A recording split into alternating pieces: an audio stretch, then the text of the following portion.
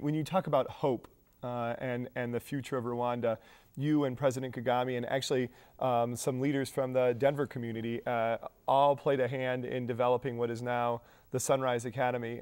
Will you talk a little bit more about how that's developed? Because we have a unique leader in the whole of Africa who is selfless, but who commits totally to the well-being, using his wisdom, his sagesse, as the French people call it, the ability to think higher and wider for his people, who commits to the details of his people. So that brings me again to Sunrise. When I became a bishop in the north, I realized that we had more orphans than any other country in history has ever had because of the genocide. And we had more widows, we had more widowers than any other countries had ever had. And by the way, at that time, we had more prisoners than any other countries comparatively had ever had. So my vision and my groan, actually, my deep desire was to set up an exemplary service to the orphans, demonstrate to the community and to the nation that given a chance, given a commitment, given investment into the orphans, they can be part of the future leadership of a nation, productive members of the community, and good leaders. So I brought in students after, of course, dreaming about putting up the infrastructure and the structure, after putting up the means to have them where to the classrooms and where to have them sleep and live. Then I brought them in. I had to train the teachers because the teachers were not to be teachers like any other teachers. I had to train them and tell them that they are becoming not only teachers, they are becoming parents of these, they are becoming counselors, they are becoming caretakers of these kids because their parents are no more. Right. So the matrons had to be more than other matrons in other schools. They had to be mothers and the counselors, and they had to be able to draw from their emotions and to cry for these babies when they get the memories. So I designed a program to heal the trauma from these kids.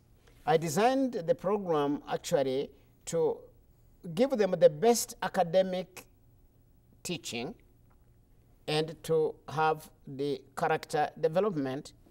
And the fact that I mixed this school with the well-to-do children from rich families, I had to work to avoid any stigmatization. Right. But the school became among the best. And what I was doing is really to exercise reconciliation at an early age, demonstrate it to the population that people can still love each other and develop from misery to success. And that happened. What is your advice to folks who really want to create those partnerships in Africa and with NGOs like the Global Livingston Institute? How do those partnerships need to look, and what is the most helpful to communities such as yours? It's always good to come and come and know, come and research, come and listen, come and think with the local people you find in Rwanda. Come and relate to our local community and the local leaders and the local non-governmental organizations. Think with us, mold something that we can do together. And the Global Livingston Institute is doing it right. But it's to promote it to a sustainable, transformational service to that community. Just a pair of shoes,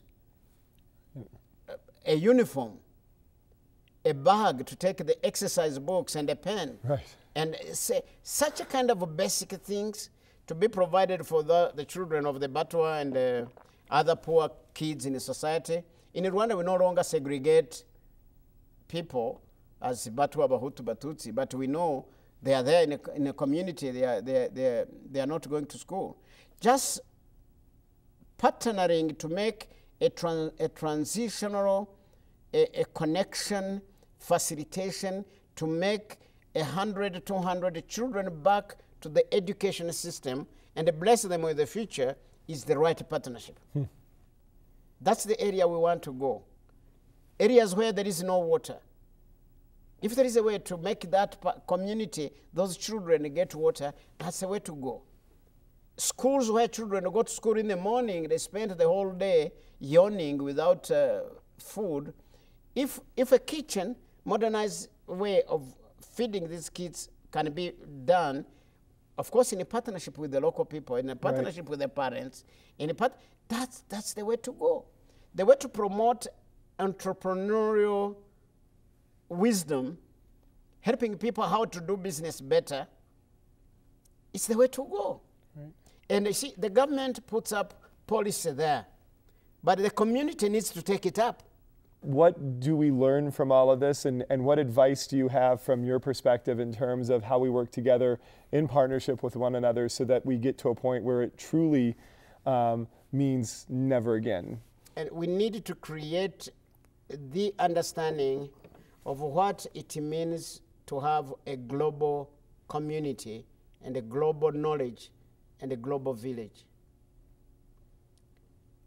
You are aware that when the Darfur killings broke, the United Nations again went to discuss what to do for Darfur.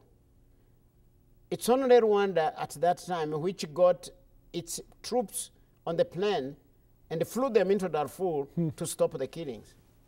Not that Rwanda was very rich or more political or had more economy and money and, of course, the military hardware and equipment. No, because Rwanda has the heart.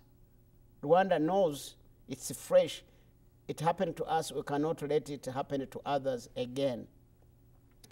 It's high time we develop together, we learn together, to have the humility to know that human beings are required to have the same human rights and dignity. Human beings cannot be less dignified because they have less money. Human beings are human beings everywhere.